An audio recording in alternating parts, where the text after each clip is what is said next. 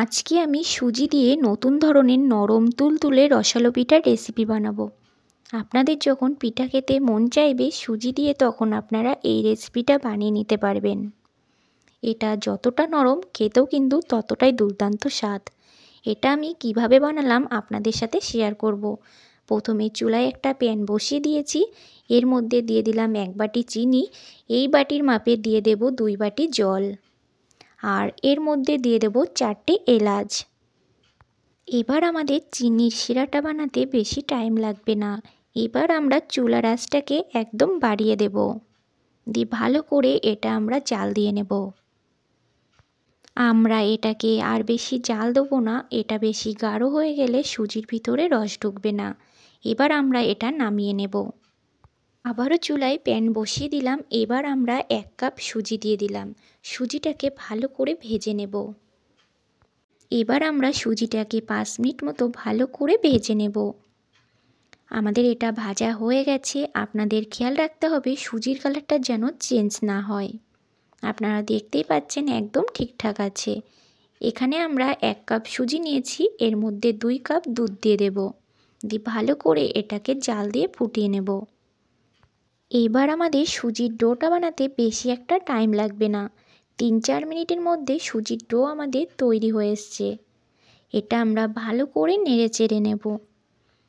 এবার আমরা এটাকে নামিয়ে নেব, দিয়ে ভালো করে এটাকে ঠান্ডা করে নেব। এই ডোটা আমরা খুব বেশি একটা ঠান্ডা করব না, মোটামুটি যাতে হাত দিয়ে ধরা যায়। এবার আমরা এর মধ্যে 1 টেবিল চামচ ঘি দিয়ে দিলাম। দিয়ে ভালো করে এটাকে মাখিয়ে নিতে হবে।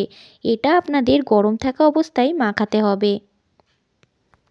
বেশ ডলে ডলে সুজির ডোটাকে আমরা ভালো করে মাখিয়ে নিয়েছি। আপনারা দেখতেই পাচ্ছেন আমাদের ডোটা একদম পুরোপুরি তৈরি হয়ে গেছে। ডোটাকে আমরা মসৃণ করে সুন্দর করে মাখিয়ে নিয়েছি। এবার আমরা একটা একটা করে লেচি বানিয়ে নেব। লেচি আমাদের তৈরি হয়ে গেলে হাতের মধ্যে একটা ডো নিয়ে ভালো করে এরকমভাবে ডলে নেব। দিয়ে আমরা রুটির আকার করে এটা বেলে নেব। এর ওপর দিয়ে অল্প একটু ময়দা দিয়ে আমরা এটাকে বেলে নিচ্ছি। এটা আপনারা বেলার সময় খুব বেশি একটা পাতলা করবেন না, কতটা মোটা রাখবেন আমি আপনাদের দেখিয়ে দিলাম। এবার আমরা বাটির আকারে এরকম করে গোল গোল করে কেটে নেব। এরকম করে 3টে লুচির মতো করে গোল করে নিলাম। আপনারা এরকম মোটা রাখবেন, তাহলে এটা ভাজতে সুবিধা হবে। এরকম করে আমরা সবগুলো বানিয়ে নেব। এবার আমরা একটা পুর বানিয়ে নেব। এই পুরটা বানাতে কোনো ঝামেলা নেই, একদম সহজভাবে বানিয়ে নিতে পারবেন। এখানে একটা গোটা নারকেল এইভাবে কুড়িয়ে নিয়েছি। এবার আমরা এর মধ্যে পরিমাণ মতো চিনি দিয়ে দেব, দিয়ে ভালো করে মিশিয়ে নেব।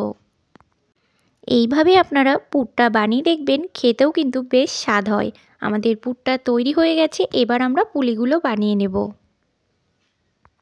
এরকম 1 চামচ করে পুর দিয়ে দেব, খুব বেশি একটা পুর দেবো না। এবার আমরা সাইড দিয়ে জল মাখিয়ে নেব, দিয়ে এটাকে আমরা ভালো করে এঁটে দেব। মুখটাকে এমনভাবে এঁটে দিতে হবে যাতে কোনো রকম ফাঁকা না থাকে। ফাঁকা থাকলে আপনারা যখন তেলে দেবেন তখন সব ফেটে বেরিয়ে আসবে। এরকমভাবে আমরা একটা একটা করে সব পুলিগুলো বানিয়ে নেব। আমাদের একটা পুলি তৈরি হয়ে গেছে। এরকম সেমভাবে আমরা আরও একটা পুলি বানিয়ে দেখাবো। আবারও 1 চামচ নারকেলের পুর দিয়ে দিলাম, দিয়ে সাইড দিয়ে জল দিয়ে আবারও আমরা ভালো করে এঁটে দিলাম। এরকমভাবে আমরা সবগুলো পুলি একটা একটা করে বানিয়ে নিলাম। চুলায় প্যান বসিয়ে দিয়েছি, তেল গরম হয়ে গেছে। এর মধ্যে পুলিগুলো দিয়ে ভালো করে ভেজে নেব।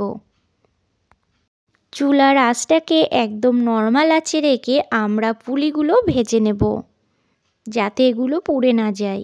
এবার আমরা 1 পিঠ করে উল্টে দিলাম। আপনারা এই ভিডিওটা কে কোথা থেকে দেখছো অবশ্যই কমেন্ট করে জানিও।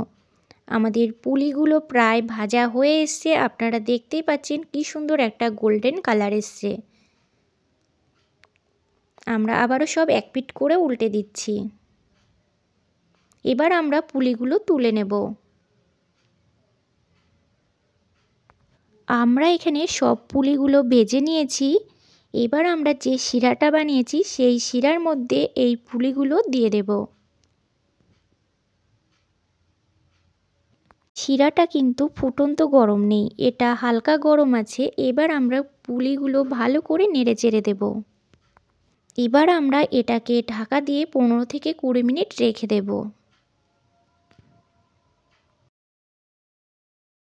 15-20 মিনিট পর পুলিগুলো তুলে দেখাবো পুলিগুলো কেমন হয়েছে।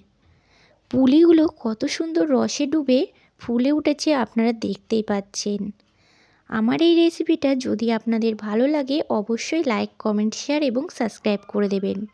আর আপনাদের আমি একটা ভেঙে দেখিয়ে দিই এটা কেমন হয়েছে। কত সুন্দর নরম আর সফট হয়েছে আপনারা দেখতেই পাচ্ছেন। তাহলে আজকের মতো এখানেই বিদায় নিচ্ছি।